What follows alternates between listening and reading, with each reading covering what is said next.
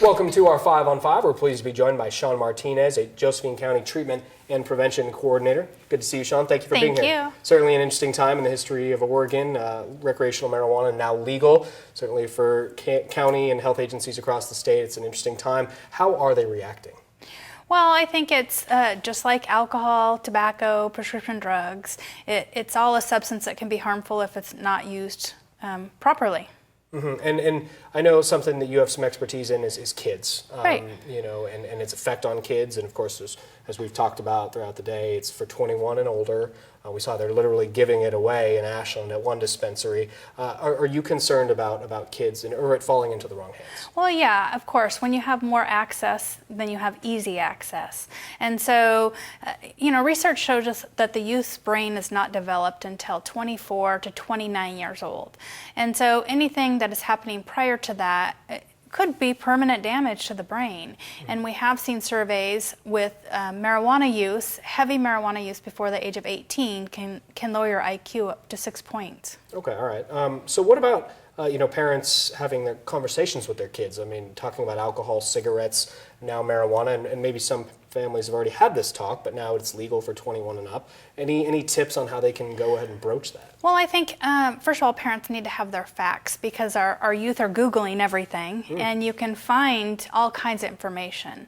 So really just having some clear standard guidelines as to it's unacceptable until you're 21. And much like alcohol, if you're in a situation that doesn't work for you, how are you going to get out of it? Let's have that conversation. And it's an ongoing, it's not a sit down and have the drug talk, it's an ongoing role modeling kind of a talk. Okay, and I imagine, you know, I don't, you know, I'm not an expert or anything, but I imagine you, as a parent, you might want to treat it like alcohol, and you don't want it sitting on the kitchen counter. Edibles, of course, could fall in the wrong hands, even a child. No. Yeah, absolutely, absolutely. It should be out of sight.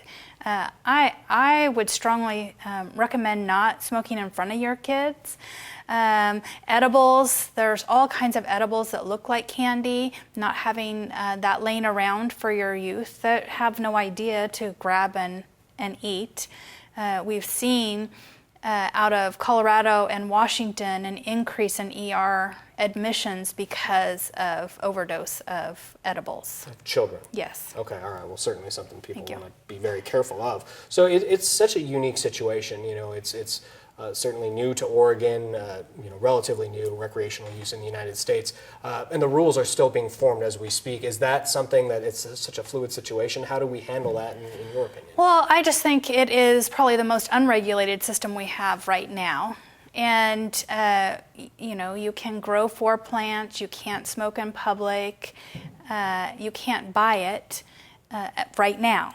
Right, yeah. And so it's just... It's okay to have, but you can't get it. Right, basically, right. Well, somebody can give it to you. Right, yeah. So it's just, there's so much unknown currently. OLCC is doing their best to get the rules and regulations to our legislator to pass. And you know, it just comes back to us as adults to make sure we're monitoring our kids, know where they're at, who they're going with. If they're staying the night at someone's house, you better have the conversation about, is there marijuana in the house? Much like you would with alcohol, much like you would with guns. Sure.